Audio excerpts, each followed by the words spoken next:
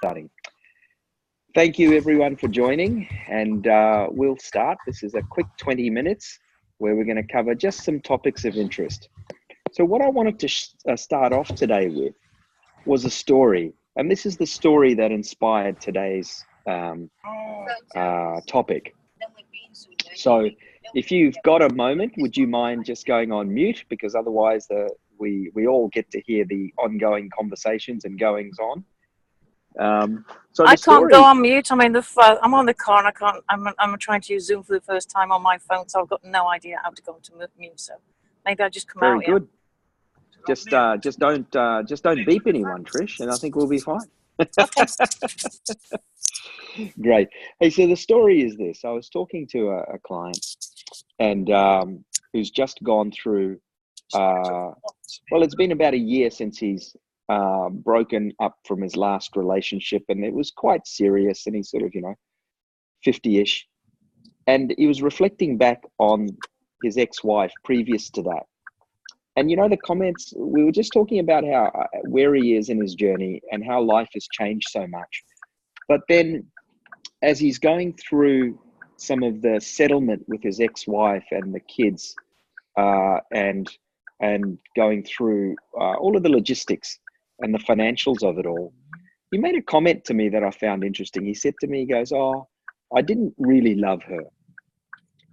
And it was an interesting point, and we had a really good discussion about it, because I pointed out to him that going back when he was with her and trying to make it work, and he was really in his truth, what he said to me was, "Listen, it's easy for me to leave this relationship, but I really love this woman and I want to give it a go."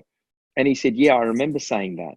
And I said, "It's interesting now where you are and some of the challenges that are going on in this next relationship that didn't work out. And that was because you were in your truth and you knew what you were doing. So you chose not to continue with that you're now reflecting that perhaps you didn't really love her." He goes, "Yeah, that's interesting. What's that about?"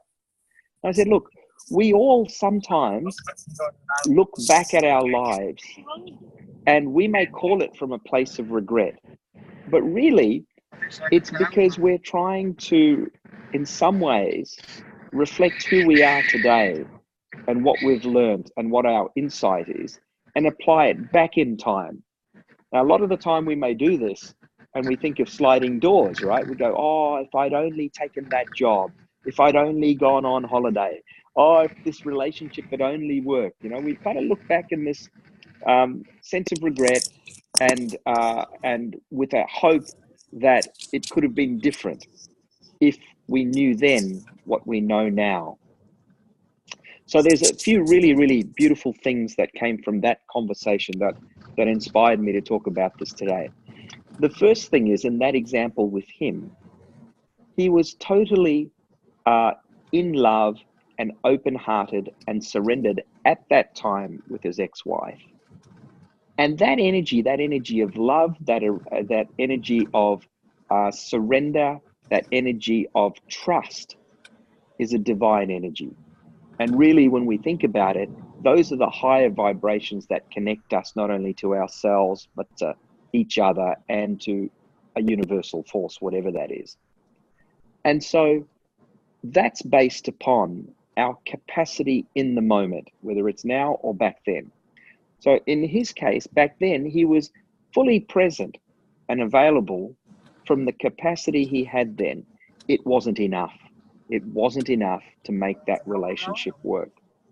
Now, a few years further on, maybe 3 years it's been now, and where he is now, both in terms of his capacity to be present, but also his cognitive understanding of things at a much deeper level, at a much more understanding and mature level, where he can see it not just intellectually, but have a framework to understand what that means.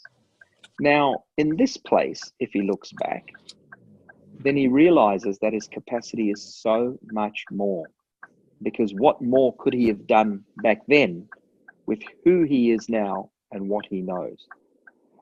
And so it's really important that we acknowledge that all we can be is in the capacity of this moment, And the more that we live from this moment and appreciate who we are, the more we create the ability for expansion moving forward. And of course, if we look back and have these regrets, have these moments where we do the what ifs, something important to do is to just connect to the feeling underneath those thoughts.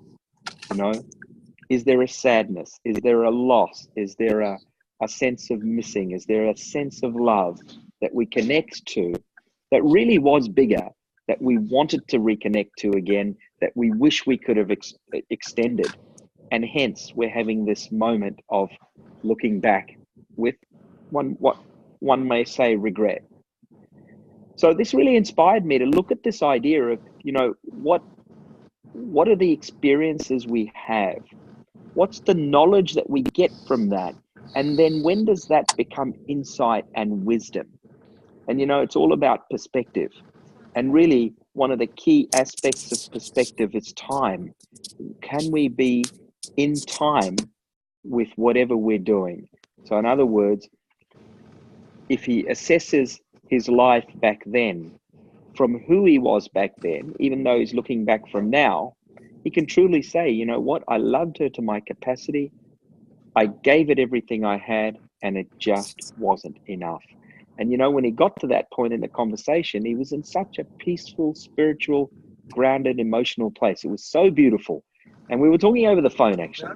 And it was just a wonderful experience for me to have him in that place. And of course, it was pretty spectacular and special for him as well. And it helped him embrace just what a beautiful place he's in today. So this concept of, you know, what are our experiences? What knowledge do we get from that? How can we translate that knowledge and that experience into true insight and wisdom?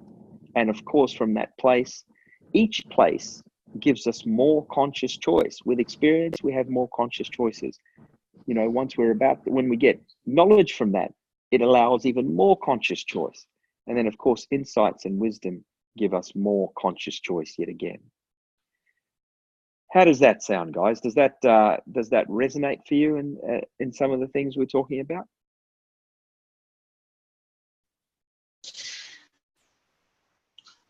Renil, yes. For me, I've been experiencing a lot of regret at the moment. So it's timely. Yeah. So this is important, isn't it, Bridie? So what's the message you're getting from that example? You know, because I've got to say, I found that really, really touching and quite profound. You know, it's something small, but let's face it, all of us do at some stage or another.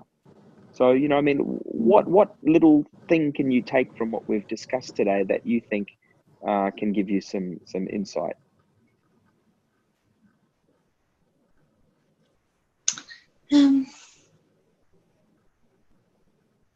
I resonated with reflecting on the emotion it brings up when I'm going through it. I sort of was going. It was a little bit like this. There was sadness.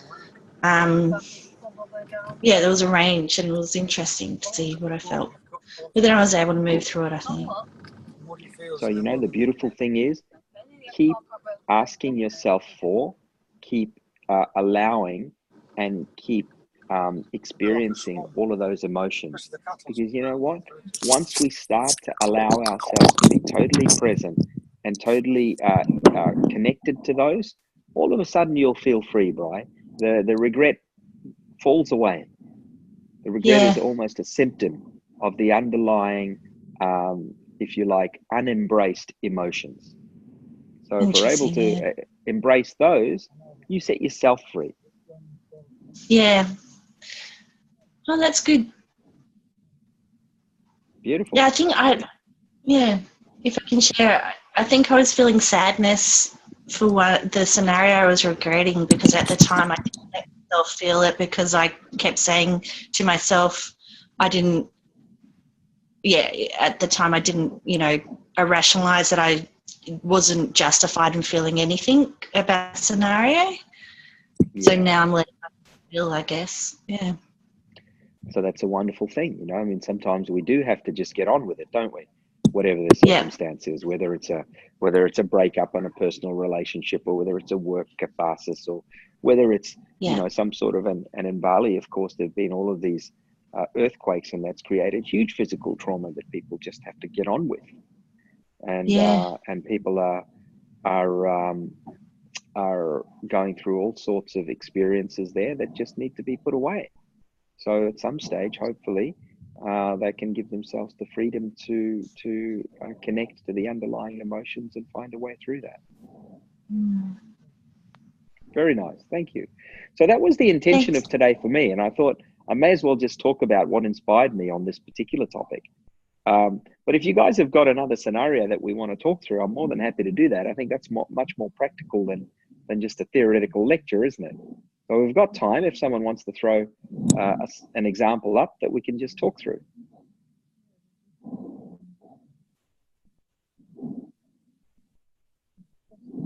All talking at once, I see. All right. So since you're all talking at once, let me just, so last week I was talking to someone about their career, actually. And it was interesting that they felt that there was a lady, and when she'd gotten married, she had her own successful business and in services. She was a lawyer. And then she'd actually left that business and gone into something less demanding because, they were planning family. As you can imagine, it was a pretty highly demanding and highly stressful business, running your own law firm. And, 10 years on, a couple of kids later, and then she was in this place of regret where it was, look, I wish I'd just kept my practice up, would be so much more advanced by now. And, when we looked underneath that, her core value was that she wanted to raise her own children herself. That was something deep in her heart. And yet, from a professional point of view, highly intelligent, driven, very successful person at anything she did. So for her to run a successful business was extremely fulfilling. And of course, she made the conscious choice that, you know what, I want to put that aside, because for me, I could serve my family by being very successful in my business, or I could serve my family by being more personally involved in the raising and rearing of those kids. So, once we talked through it, she realized, hang on, yes, I love success. And yes, I would have liked to have had more financial success from having run the previous business for where my family could be today. But you know what? She came to such a beautiful place of peace inside herself when she realized that she actually followed her higher value. And her value was to be present with her kids more. Now, of course, it's different for everyone. And only you can know what the order of your core values are and what's the most important. But that was a really good moment where she was in a place of regret, and it had been lingering for a while, and it had been causing some challenges in their marriage. And in fact, she'd hit a low-level depression around that, thinking that she'd betrayed who she really was. And, in the end, she was totally happy and at peace with herself, and very thankful that she'd made that choice, and, really in a divine connected place. And you know what? She rang me back just a couple of days ago, so it was within the week, and said, listen, I got offered a partnership at a major law firm. I've knocked it back, and I'm going to start my own online business. And you know what? I think she's going to do spectacularly well, because she's an amazingly talented and intelligent lady. So if I can just convey to you her energy, her hope, her excitement when she made that decision about the new career, that can only come from a place of being connected to your deep and authentic truth.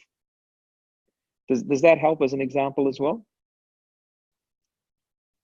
Lots of experiences, and then the knowledge she got from that, with being with kids, and obviously her professional knowledge, and then the insight and wisdom which kind of set her free from that conundrum and that place of regret. So definitely worthwhile exploring the feelings that lie underneath regret. Relationships, a lot of the time, it's a sense of the things that don't work, whether it's abandonment, whether it's betrayal, whether it's sense of perfectionism, whatever it is. You guys know some of those. Cool. All right, anyone want to Yes. say anything else before we sign off? Oh, hello. Another mountain woman. Hello, Cindy. Hi, Ronil. I had some problems for connection in the beginning, but now I'm here. Mhm. So my example, I think it's connected to regret. I don't think it's regret anymore. I don't know exactly what it is about, because it's like I had this 10-year relationship, which is over since 5 years with my ex-boyfriend. Mhm.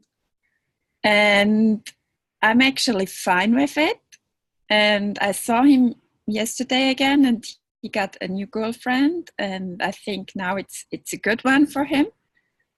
Yes. And it's not what I would like to have. It's like still a good connection to him. I mean, we have in a way a bit good connection, but I would like to have like a deeper connection, or the feeling he wants to connect. And I'm not sure if it's my desire of having this connection, or there is still like a process of let go, or is it I feel that he's not fully give me the permit of I forgot the word. I often had the feeling he was not like underneath, he's still somehow like hurt and just protecting it, and that's why he doesn't want to be like closer to me, or like also like really good friends and connecting. Right. You know what I mean? I forgot the word. Like verzeihen, Iris. Yeah. So I think a few things you need to ask yourself. To Cindy. forgive.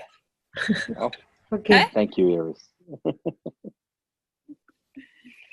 Forgive. Wow, that's one of those words, isn't it? Exactly. So simple. Or Yeah, but it's a big word. forgot myself to that what I did. That's also. I see you grinning there, Steffi. You can't get away with it, right? Just because you're on mute, I can still see you. Where's Steffi? There. She's totally vibing with you, Cindy. She's going, I know what you're talking about. I thought before, where is Steffi? She's there. Hey, so listen, Cindy, I think there's a few things that are important for you to start thinking about. And that is that why do you want to connect with him? And do you need to connect with him? Do you need him to want to connect with you? And what if it doesn't happen? And I don't want you to answer that. I just want you to think about it and send me a note. Because if you can embrace the feelings that underlie those questions, you'll get to a place where you'll be at peace, just like those two people I was talking about. And then it really won't matter what happens. You'll be in a place of peace, because there's a little bit of disruption inside you at the moment about this. Mm-hmm. Yeah, sometimes it's like that, and I'm at peace, but then it comes again. Good. So you remember the 3 questions you were going to think about? All right, great. Thank you, everyone. Thanks for joining. This is one of our little mini webinars. We'll have another one next week, and we'll settle on one fixed time so that it's consistent for everyone. We've been moving around a little bit, but we'll get that sorted out. And this one will be loaded onto the YouTube channel. So if you've got a moment, please sign up to that and the notifications will come. Great. Thanks, Cool. everyone. Thank you. See ya. Bye. Bye. Bye, Thanks, everybody. bye. See ya.